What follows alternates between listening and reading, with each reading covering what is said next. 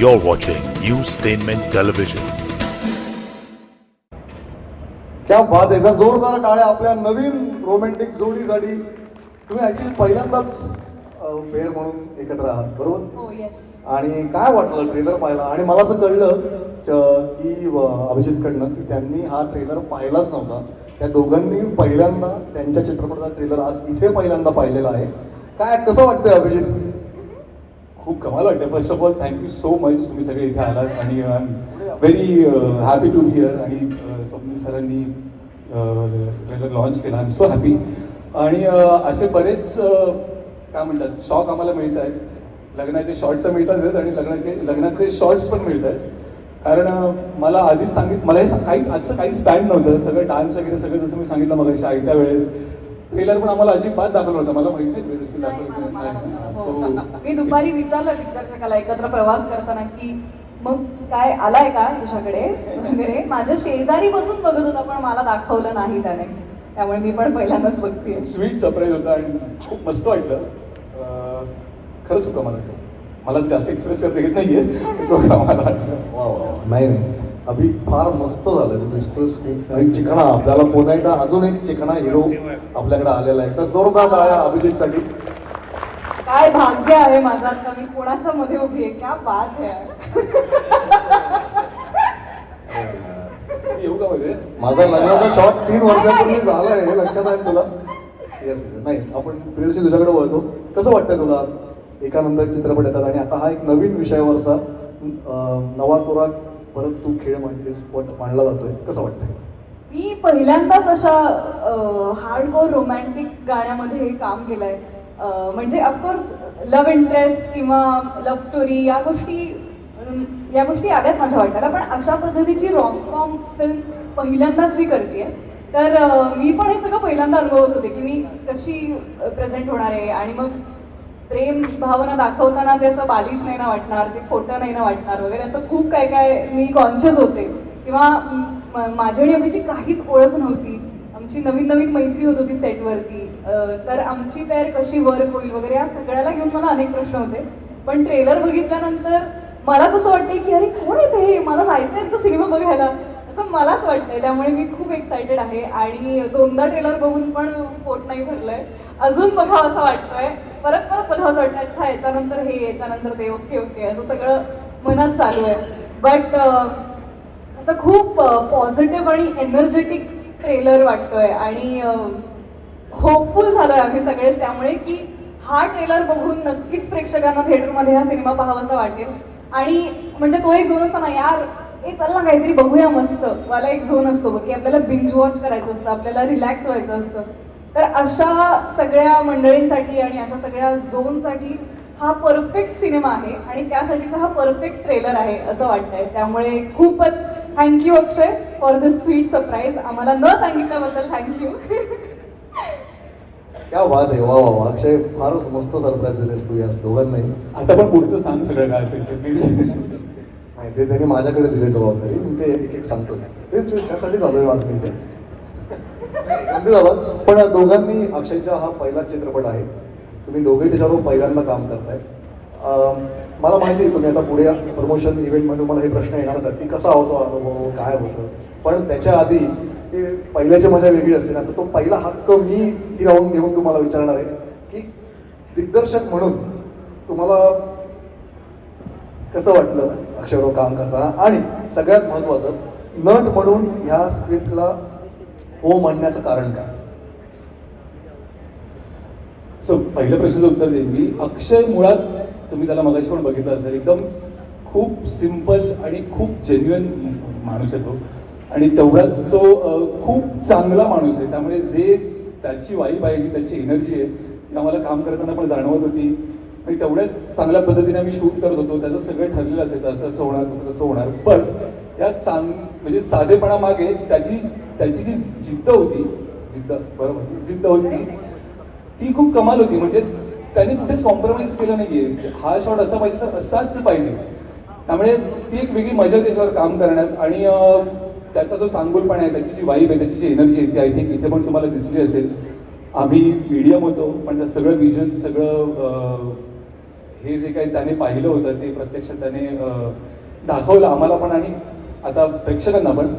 So खूप मस्त वाटलं त्यावर काम करून आणि खूप साधेपणा एक इनसेन्स असतो ना तो कमी बघायला मिळतो आता असं मला वाटतं. पण तो त्याच्याकडे आम्ही काम करताना 2 महिने 3 महिने जे काही आम्ही काम करत होतो सो मी तरी तो घेण्याचा फार प्रयत्न केला. Thank you so much Akshay for this opportunity. मला वाटतं अक्षयच्या मनातला तो जो आहे तो अभिचं पात्र आहे खूपच. त्यामुळे अक्षयच्या मनातली ती जी आहे ते माझं पात्र आहे.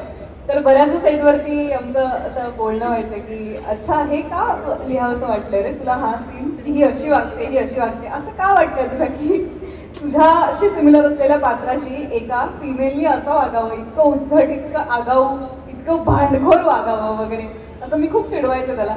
आणि अर्थात जसं तो म्हणाला की खूप शांत आणि सॉर्टेड माणूस, काही फार कॉम्प्लिकेट करून सांगणार नाही मी. ह्याच्यामध्ये 3 थेंब आनंदाचे, 3 थेंब अश्रू हे दुःखाचे असं मिक्स करावं, काही कॉम्प्लिकेशन नाही, खूप सिम्पल, करून टाका असं असायचा.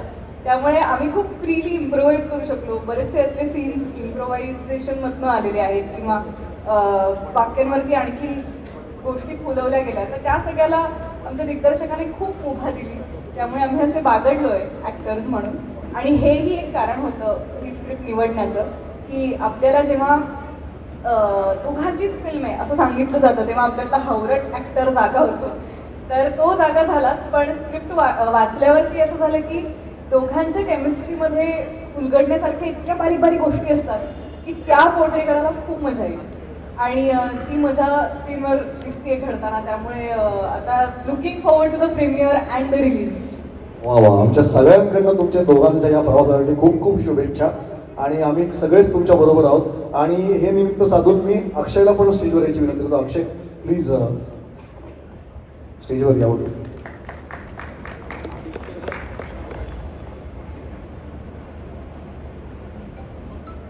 तू लग्नाचा शॉट हे नाव निवडलंय आणि बऱ्यापैकी कॅरेक्टर तुझ्यावर नाही असं तुम्हाला सांगतोय आता.